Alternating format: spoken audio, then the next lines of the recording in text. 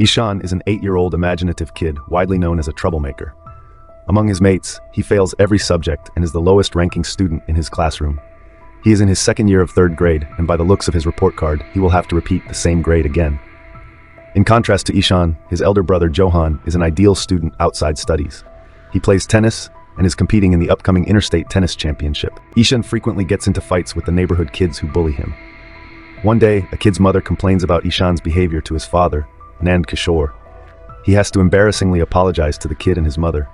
After they leave, he shoves Ishaan to the floor to discipline him. Although Nand Kishore loves his children, he is too harsh on Ishaan. He believes that Ishaan's low scores and inability to do basic tasks are because of his laziness. The next day at school, Ishaan's English teacher asks him to read a line from a book. He tries his best, but can hardly form a word. He has difficulty in understanding the letters, but the teachers mistake it for him being a brat. When she repeatedly urges him to read, he yells gibberish and is sent out of the class. It is not a new thing for Ishaan to be punished. In fact, he spends most of his time outside, rather than studying, because the teachers think of him as a disturbance to the other students. That day, Ishaan hadn't done his math homework to avoid facing the math teacher.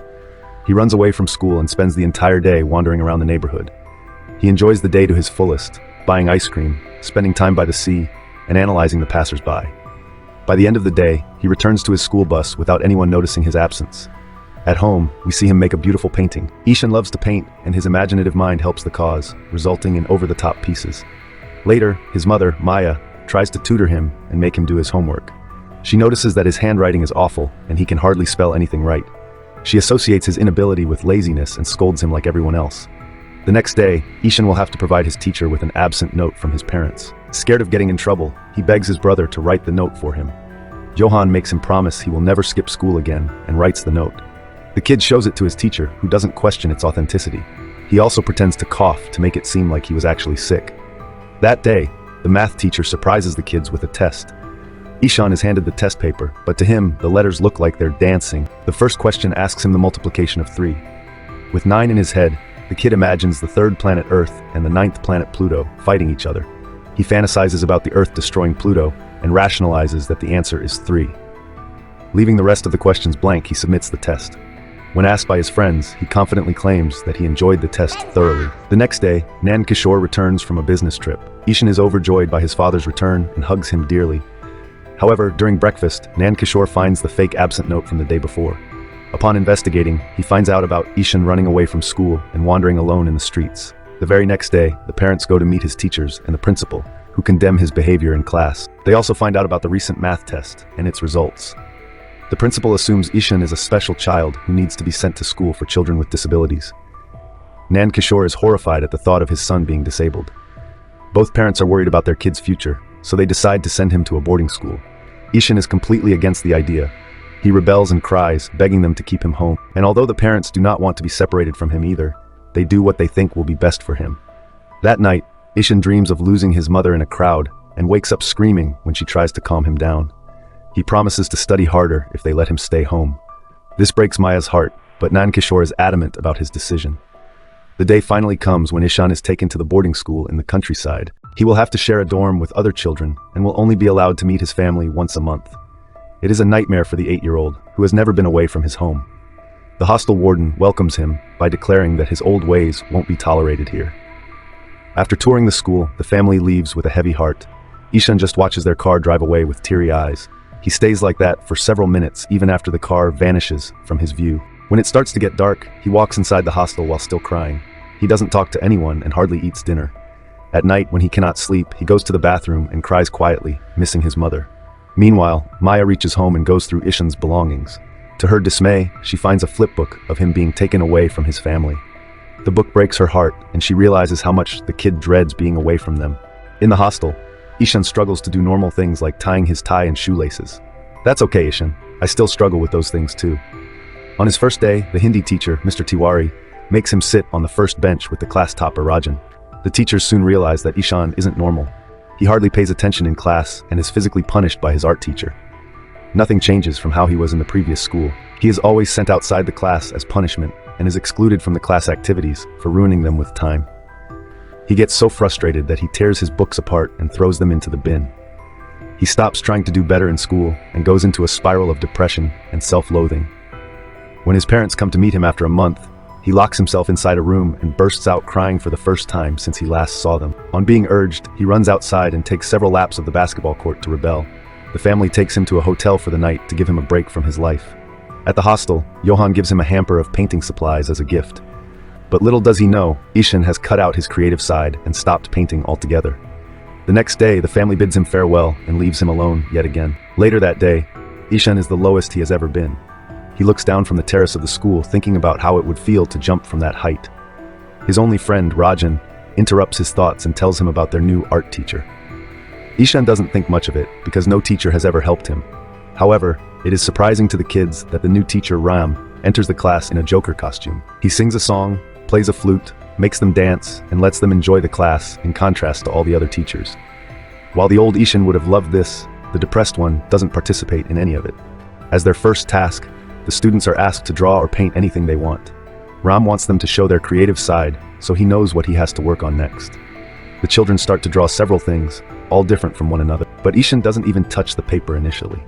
Ram assumes that the kid is taking some time to think, but even when the class ends, Ishaan's paper is still blank. Worried, Ram asks him what is wrong, but doesn't get a reply. That evening, Maya calls to talk to Ishaan, but he only holds the phone to his ears and doesn't say anything. He is informed that they will have to postpone the next visit by a week because of Johan's tennis competition. To Ishaan, this only confirms that his family doesn't care about him. He sheds a single tear and walks away without saying anything.